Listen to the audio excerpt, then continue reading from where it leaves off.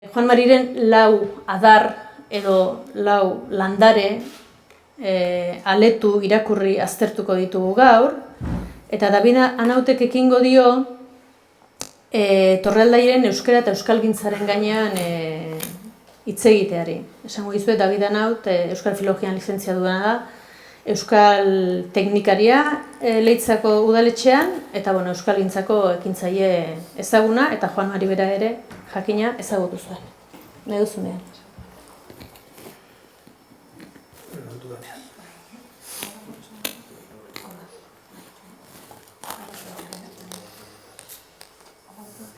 Horrela xamar baina. Bargatu. Eitzen aldi mada konforme, Mondatu gonez, Nire telefonoa pasaiaz. Eskerrik asko noski antolatzaile, honetortzako gonbitea egiteagatik. Zaituko naiz, Mari Torrealdairen inguruko ekarpen bat egiten, edo bere ibilbidean nolabait losatzen naiz eta nahiko gozatzaien 20 minututan egiteko. Hemen, lehendabiziko argazki honetan ikusten dena, hau Leitzan egindakoa da, 2018 urtean. Hor urtero egiten da Euskal Herria Mendiarronka izeneko mendi lasterketa bat, 37 kilometrokoa, eta antolatzaileek urtero omenaldi egiten diote norbanako bati edo eragile bati.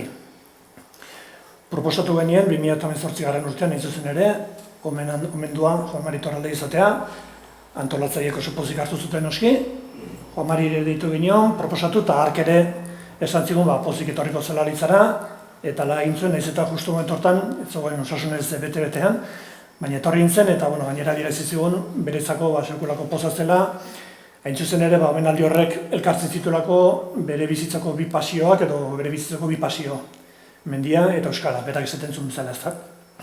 Horren egun horretan justu izan ginen aukera, biak batera elkarrekin bizitzeko. Ustute, Juan Mari oso gertutik ezagutu zutenek beti bere izaera goraipatzen zutela, eta izaera horrek berak bere ibilbide horretan izan duen pisua edo eragina ez da. Bere izaera horri esker, besteak beste lortu izan ditu ere ibilbide horretan baina gauza. Torrun, mendizaletasunaren harri hori tiraka, ekarrena izan dut onera pasarte bat, bere hurbileko 3 pertsonak idatzitakoa, Joseba Antxausti, Jose Azurmendik eta Paulo Agirre Baltzetek idatzi zuten, horri gitarretu zen hil ondoren berriak egin zuen gehigarri horretan.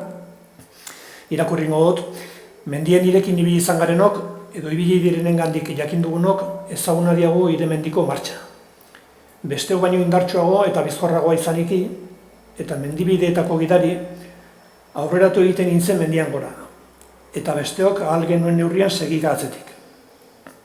Baina tarteka geratu egiten nintzen, eta atzekoen zen itxaron, berriro elkarrekin taldean nondik norakoa ikusi eta gailurrerako bidea erabakitzeko.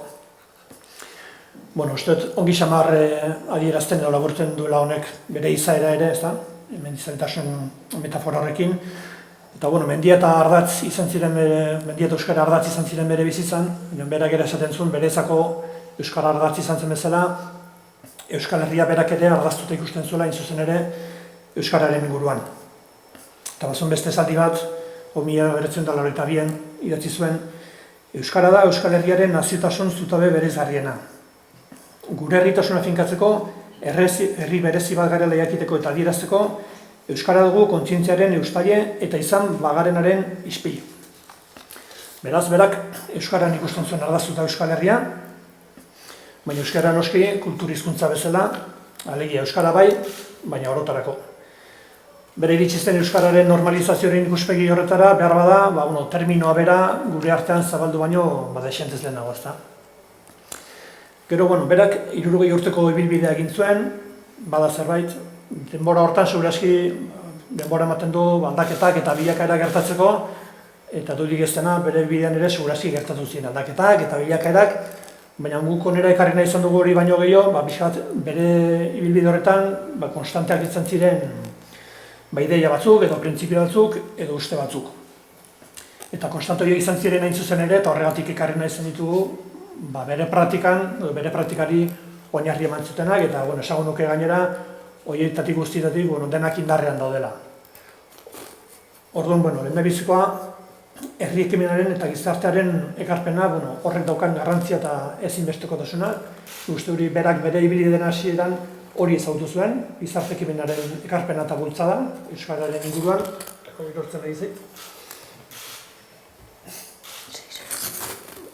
Eta uste dut, bere 60 urteko ibilbide horretan, baita bukaeran ere, oraindik horretan sinisten zuela.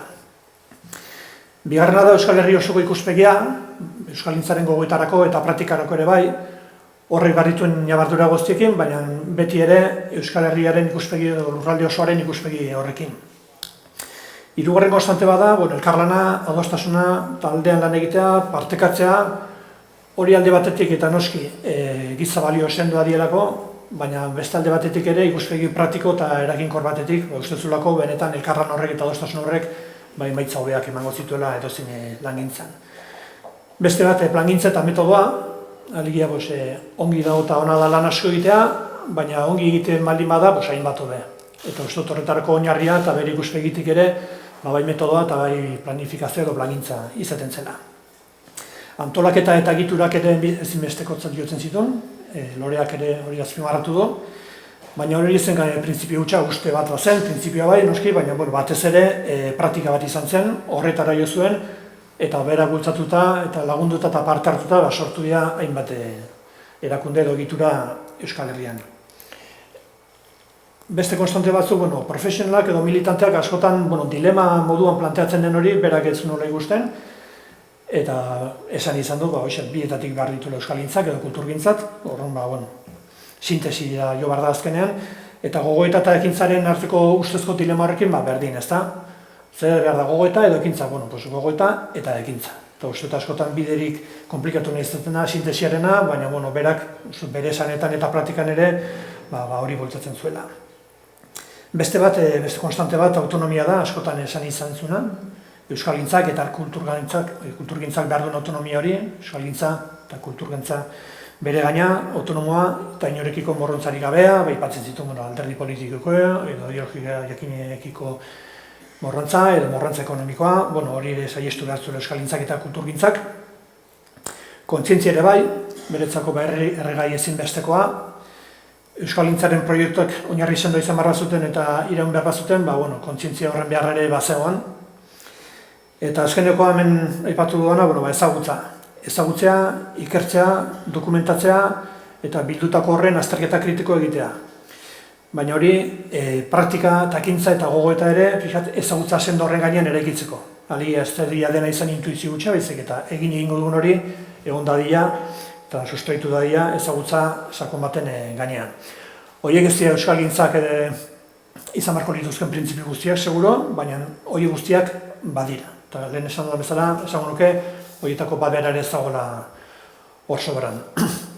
Gero Juan Mariren ekarpena, esan du lehen 60 urteko ibilbide bat izan zen, hori nekez neurtu dezakegu eta ere gutxigo laburtu ez da. Nik esaldi bat erakarri barko banu, eta nolabait jaso zea bakar batean, horrela jasoko nuke, Juan Mari Torraldak zer egin zuen? Pentsatu, pentsarazi, behatu, ikertu, erreferentzia berriak gure erakarri, ezagutza edatu eta partekatu, gogoetarako eta eztabaidarako gaiak jarri, lanak argitaratu, proiektuan martxan jarri, ingurukoak aktibatu, egiturak sortu, bitartekari lanak egin, eta egitasmo izana eta izen eman, eta bar.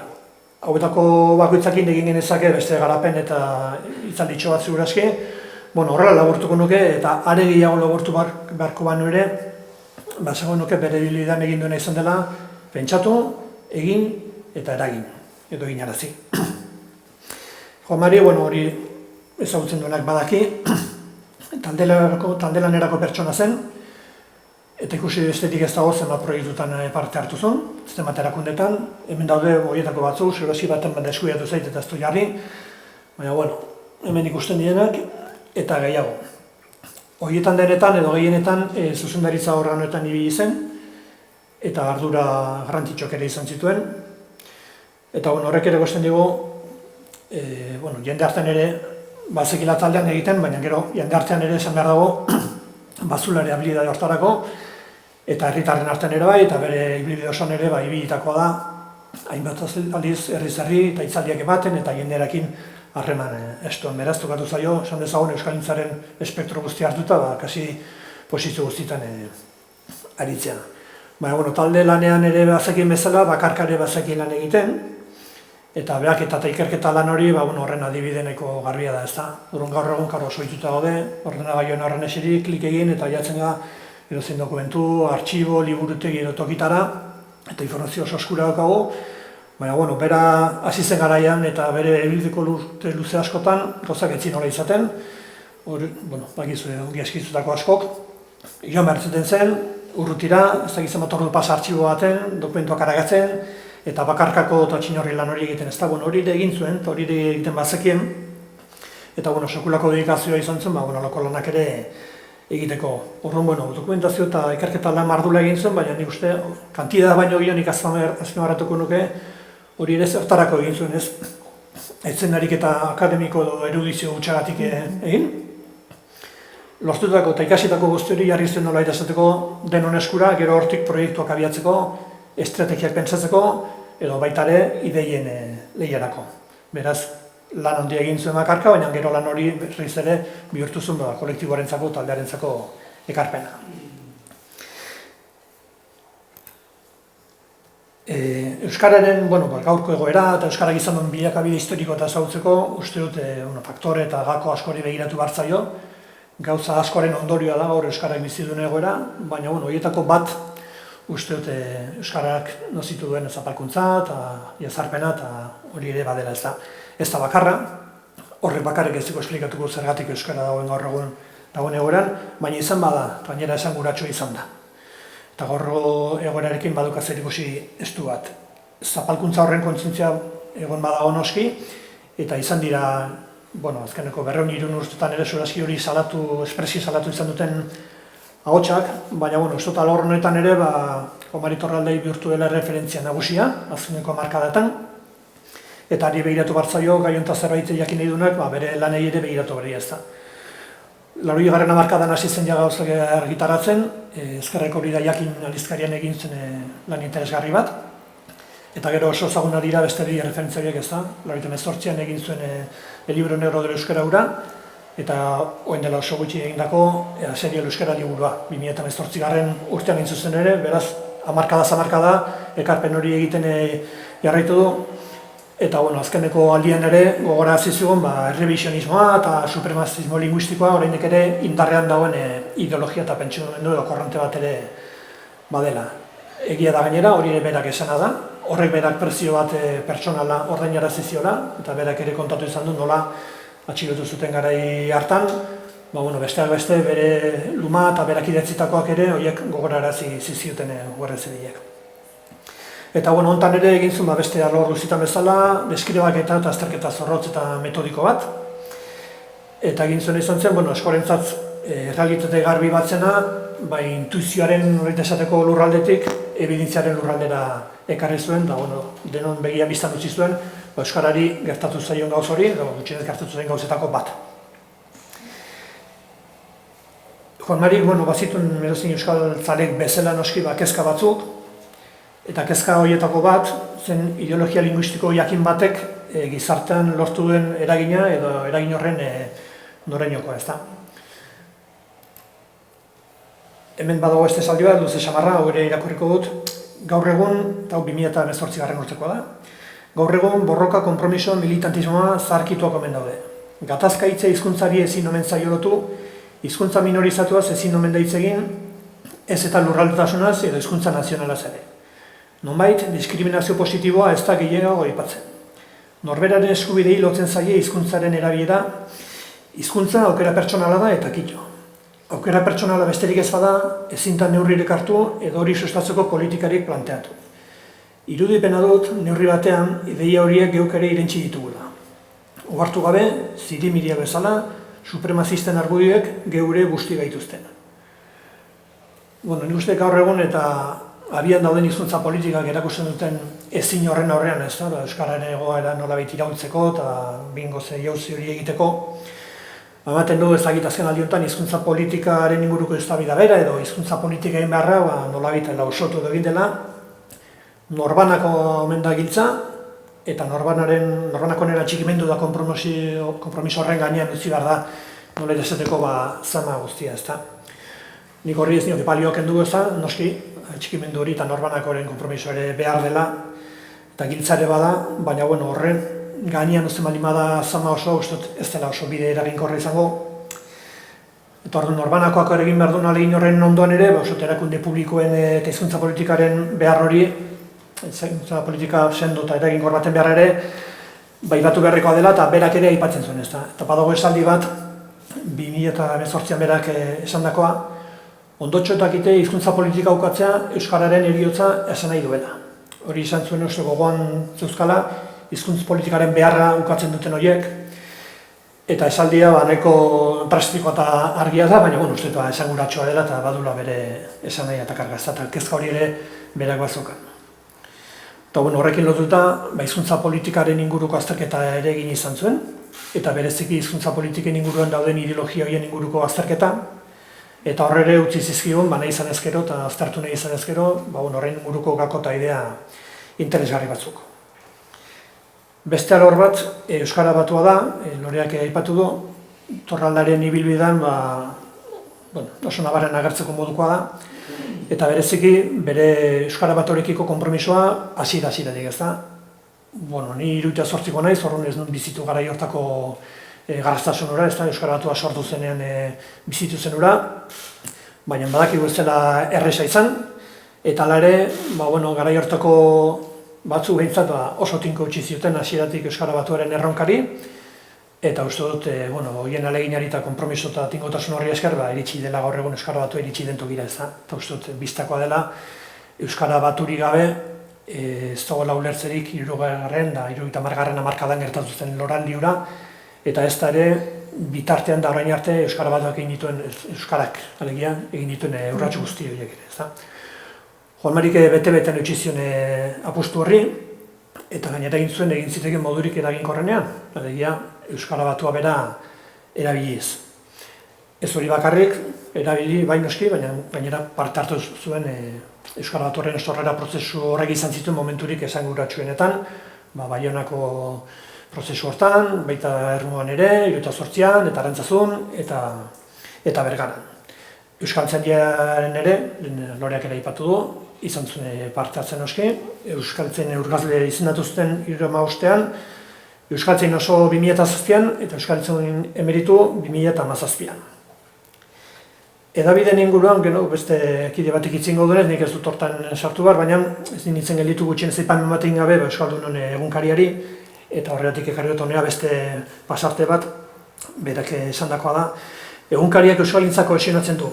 Nik esan izan dut ez dudala konseilloaren existentzia imaginatu ere egiten egunkaria izan ez baliz. Plataforma bat izan zen egitasmo berrientzat. Horrekin jaiotzen bazara, badirudi beti horrela izan dela, baina baizera. Gu taifen erreinutsuetatik gatoz, bakoitzak bere esporrotxoa dominatzen zuen garaitik. Nik uste dut egunkariak herri hau alfabetatu egin duela, ez alfabetatu euskarari dagokien soilik, mamiz bete duela, mamitu egin duela, edukiz hornitu, informazioa, gogoeta, aisia eta iritziarekin herri egin duela. Herri egin gaitu, eta hori nik ez uste ez irratiak eta ez telebistak egin duenek. Egunkari Euskalgintzaren gorputzaren bizkarrezurra eta mamia izan zen. Uste oso pasarte laburra da, baina asko esaten duen ere bai. Juan Mari Torraldai jabetzen zen noski, euskaltzale bezala ez da, euskararen bizitzak eta egunerokoa dauzkan itzal horietaz, eta lehen aipatu dute berak zeuken kezka horietako bat, gehiago ere bazituen, berak bere buruan inon irakurri izan dute pesimista aktibotzat sailkatu definitu izan zuela, baina horrek ez zion galarazten noski ekimenerako behartzen aldartea, ez da, uste dut, bere ibilbidean oso azpimarragarria dela aldarte hori, eta badula zerikusia, bere emankortasun horrekin ere, ez da. Hor berak esan zen esalditxo bat, nik neuretzat hartzen dut esaldi txinatarrura, ilunpea madirikatzea baino, hobe da argi bat piztea. Negarre egitea baztertu eta argiak piztu behar ditugu. Uste dut Euskalgintzan badauzkagoela nahiko arrazoi eta itzaki gure burua zigortzeko eta torturatzeko eta tragikotasun hortan bizitzeko eta gauza eta zenbat arazo dauzkagun, da bai badakigu. Hori ez zinukatu noski, baina horren uste dut aldarte izan daiteke erabateko daiztekoa, eta Juan Mariren izuzen ere da nik azpimarratuko nuke eta uste dut Euskalgintzak behar duena, ez da. egiten ditu gure diagnostikoak, ohartzen gara zein dien arazoak, horren aurrean, itzale edo ilun horretan, piztu ezagun argia eta egin ezagun horrera, bere konstante hori izaten zuen bezala, egiturak sortuz, eta kontzientziaren bidez, eta horren aldart hori uste dute garrantzitsua izan zela. Horrekin batera, beste konstante bat lehen aipatu du kontzientziarena zen, lehen aipatu du euskalgintzarekin lotuta alegia bera uste zuen euskalgintzak oinarrian kontzientzia behar zula, uste dut batzutan hori ere harago zabaltzen zuela, eta inzuzen ere bere esaldi bada 2018koa, ariketa bat egin behar dugu deus baino lehen herri bat garela geure buruari sinistarazteko.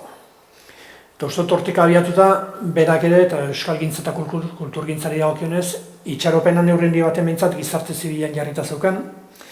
Berak hori ezagutu zuen, lehen esan dut, 50. eta 60. hamarkadan, hasi zen loraldi hortan, protagonista eta bultzatzaile nagusia gizarte ekimena eta gizarte zibila izan zen. Geroxeago etorri zen nola esateko instituzioen edo instituzio batzuen hizkuntza politikarekiko inplikazioa, hori ere etorri zen beran dugu, baina orduan ere jarritzen zen gizarte zibilaren ekimenak, eta uste dut, 60 urte pasatuta, berak ere horretan zukala itxaropen nagusia ezta, aitortzen zion eta esleitzen zion eta eskatzen zion gainera erakunde publikoi ere bere hizkuntza politika egita eta bere konpromisoa, baina uste fede handia eta sinesmen handia zukala gizarte ekimenaren bultzada horretan. Hile horretik egindako elkarrizketa batean, eta hori ere berrian argitaratu zen, Juan Marik enkargu batzuk utzi ziren euskalgintzari, eta nik uste dut, justo enkargoietan, enkargoiek betetzen saiatzea izan liteke da, ari omenaldirik, egindakioken omenaldirik hemen da. Enkargoien artean bazegoen bat, eta hori idatzi zola jasota dago, diagnostiko zorrotz bat egitea eta akordio programatikoak garatzea euskararen normalizazioan elkarlanean urrats sendoak egiteko. Hori da utzi zuen enkargoietako bat, eta kazetariak ere orduan adierazi zuen, ez enkargo utzi bakarrik, gainera uste dut, berak bere ereduarekin erakusi zigula hain zuzen ere, horretara nola iritsi daiteken ezta. Eta hoia bukatzeko, bera ere ohartzen zen noski, garai berriak badatozela, aldaketak badatozela, eta horrek ere euskalgintzari eta kulturgintzari egokitu behar ere ekarriko dion ezta. Esaldi honek hola esaten du, bide berriak jorratu behar dira, diskurtsu berriarekin behar da, euskarriak erortzen ari zaizkigu, ohitura berriak, zerbait berria egin behar dugu, katea ezeteteko moduko berrikuntzak. Gure semala da gaztek, guk hasitako bidea urratzea nahi badugu. Lehen ere loreak transmisioaz eta hitz egin du. Nik uste 60 urte horietan Juan Mari Torralda izan dela katebegi oso sendoa eta oso fidagarria.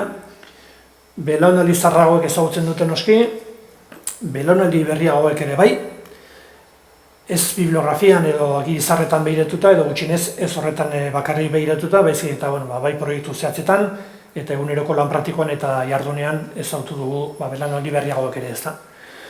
Eta nik bukatzeko esango nuke gaur omenaldi eder bat egin behar zaio hemen Juan Mariri, baina arrera begira uste dut omenaldi horrekin jarraitzeko modurik eraginkorren izango litzake, berak utzitako enkargoiek ongi apuntatu eta horiek betetzen saiatzen.